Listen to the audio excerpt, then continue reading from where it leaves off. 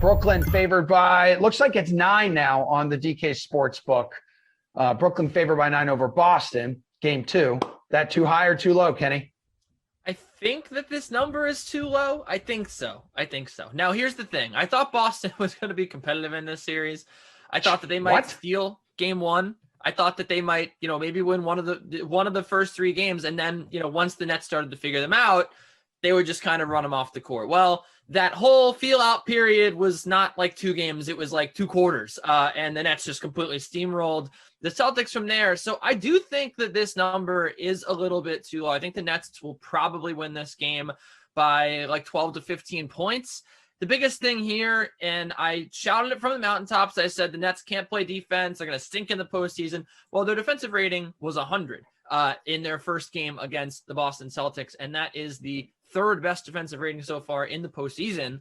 So, I think as long as this defense continues to play like this, it's going to be pretty fruitful to bet on the Nets. 9.5, I could see this going up to like 13 points by game 3. Yeah, and Tatum didn't make a single bucket and a single field goal in the second half. It's also kind of crazy too, Nick, when you think about it. It was just the 9th game since Harden was acquired in that blockbuster trade that Harden and Kyrie and KD were on the floor together. So it really wasn't a shocker to me. It took them a couple quarters to warm up. No, me neither. And I'm surprised that this has moved from 9.5 to 9. I'm with Kenny. I think it should be going in the other direction, if anything. I think game 1, I definitely didn't think the Celtics were going to steal it by any means, but I felt like the first quarter, especially in the first half, went about as well as Boston could have asked for. I mean, they held Brooklyn to 16 points in the first quarter. They hit a ton of threes early on. Boston led that game by 6 at the half. And then it felt like Brooklyn said, okay, we'll actually start trying now. And they were able to coast their way, to a double-digit win. So I think we get a Nets team that's a little more ready this time around. I don't think they're going to score 16 points in the first quarter. Again, I think they want to come out and send a message.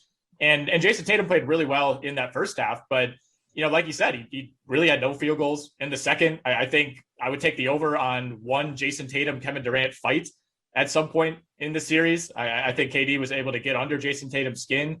And it was just abundantly clear that especially when Kemba Walker doesn't have it, and he certainly did not have it in game 1, with Jaylen Brown out, I mean, if it's just the Jason Tatum show, it becomes pretty easy to defend, especially when you could throw a 7-footer with a long wingspan like Kevin Durant on that guy. Boston just doesn't have a lot of other options. Like Evan Fournier can't be your number 2 guy in a playoff game against the Brooklyn Nets. So I think this one actually probably ends up in a blowout. I think game 1, based on how that first half went, was probably Boston's best chance to steal one.